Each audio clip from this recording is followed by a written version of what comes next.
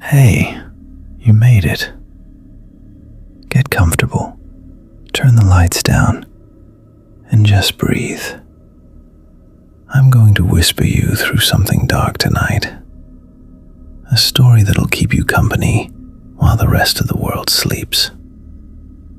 If this is your first time here, welcome. If you've been here before, you already know what's coming. Settle in. And if you hadn't already, subscribe so YouTube keeps sending you nights like this one. Now, let's begin. I was a detective for 23 years, and I solved most of what I was given. The Vela building case was given to me in March of my 19th year on the force, and I closed it 8 months later in the only way I could close it, by leaving and never going back, and writing a report that my supervisor read and then put in a drawer and never brought up again. The Vela building was a residential block in the older part of the city. 7 floors, 42 apartments.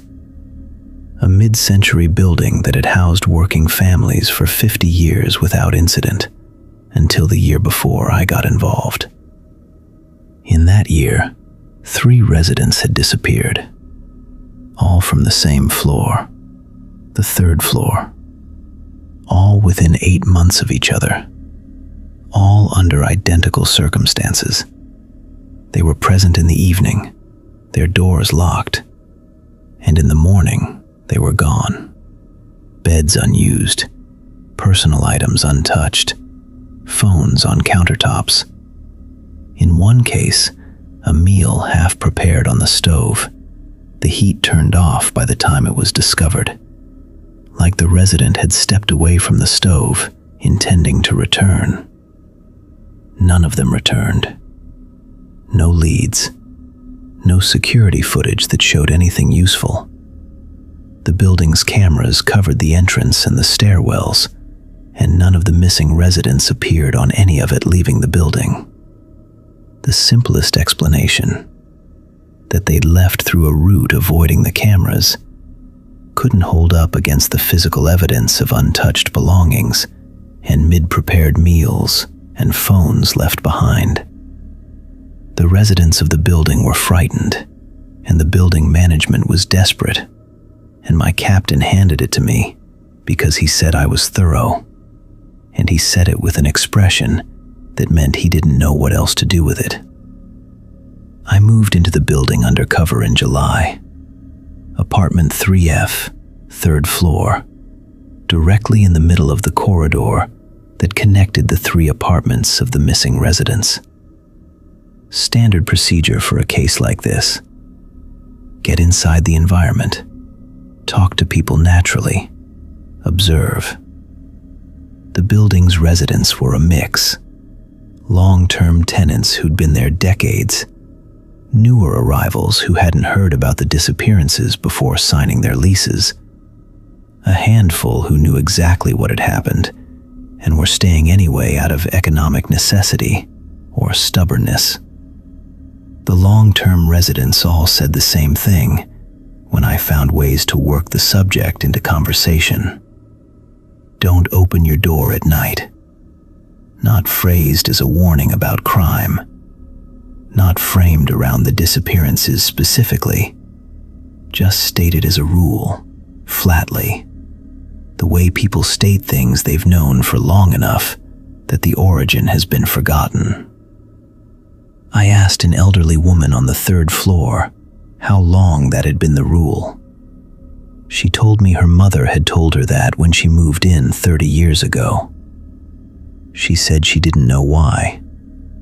She said she'd never opening her door at night and hadn't felt the need to investigate why not. I asked the building's oldest tenant, a man of 81, who'd been there since the building opened. He told me the rule was older than his tenancy. He said it had been part of the informal lease when he moved in. Not in the document, just known. He said in 50 years he'd watched people who kept the rule live out normal lives in that building, and people who didn't abide by it, who opened their doors late at night for deliveries or to investigate sounds in the corridor. Those people tended to leave, sometimes voluntarily, frightened by things they wouldn't describe fully. Sometimes the other way. The other way. I asked him to be specific. He looked at me and said I should already know what he meant, given why I was really there. My third night in the building, I heard it.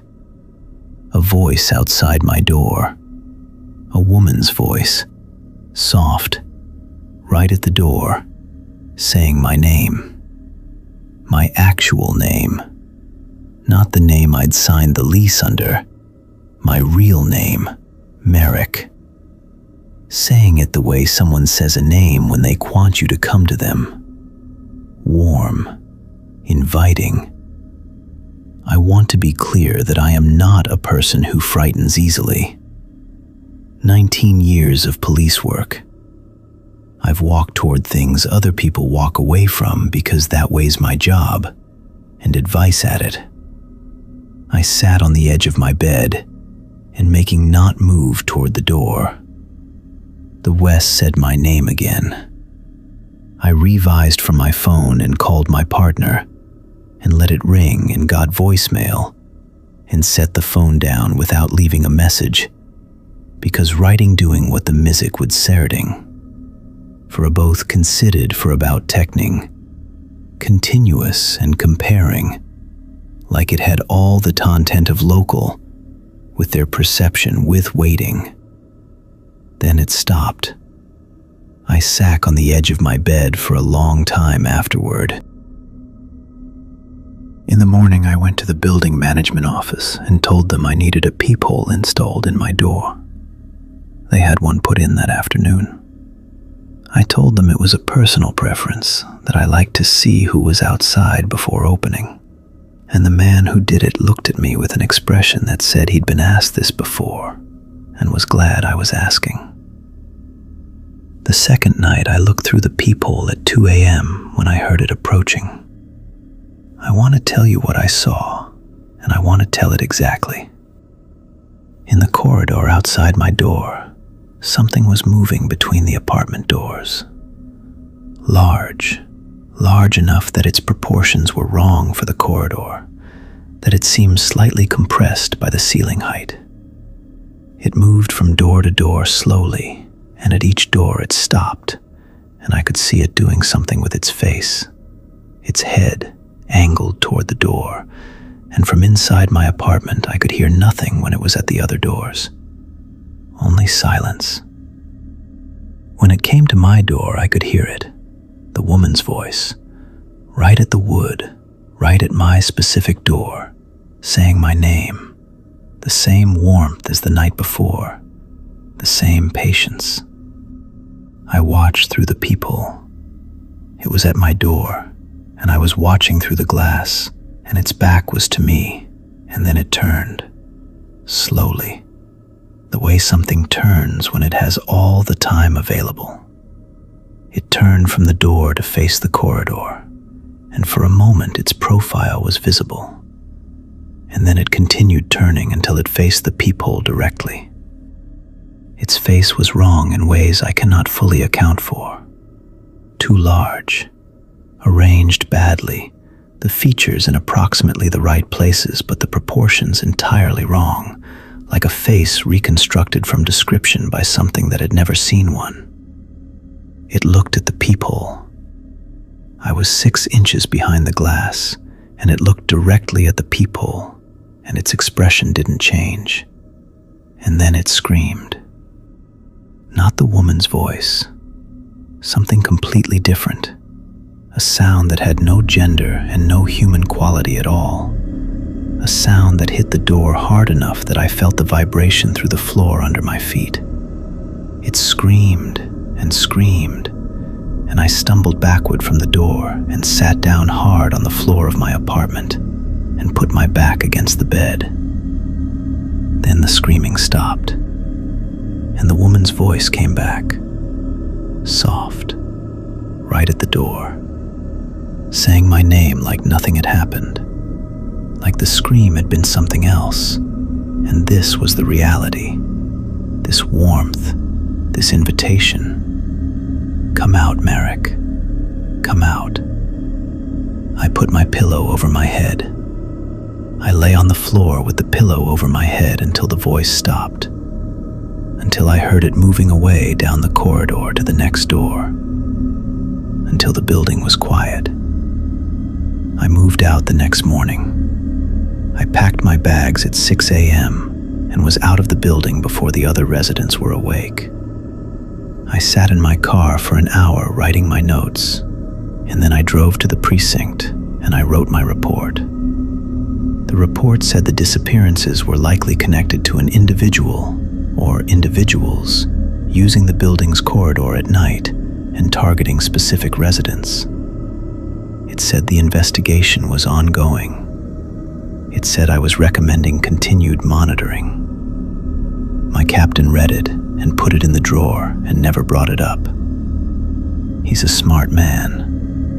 He understood what a report that said that and nothing more actually meant. The case is technically still open. I'm technically still assigned to it. Neither of us mentions it. The 3 missing residents are still missing. Their files are still on my desk, technically flagged as active. I look at those files sometimes. I think about the building. 3rd floor, the corridor at 2 a.m., the face of the people.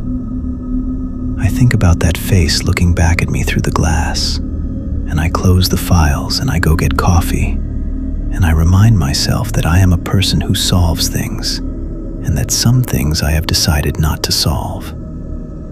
That is the first time in 23 years I've made that decision. It will be the last time, too.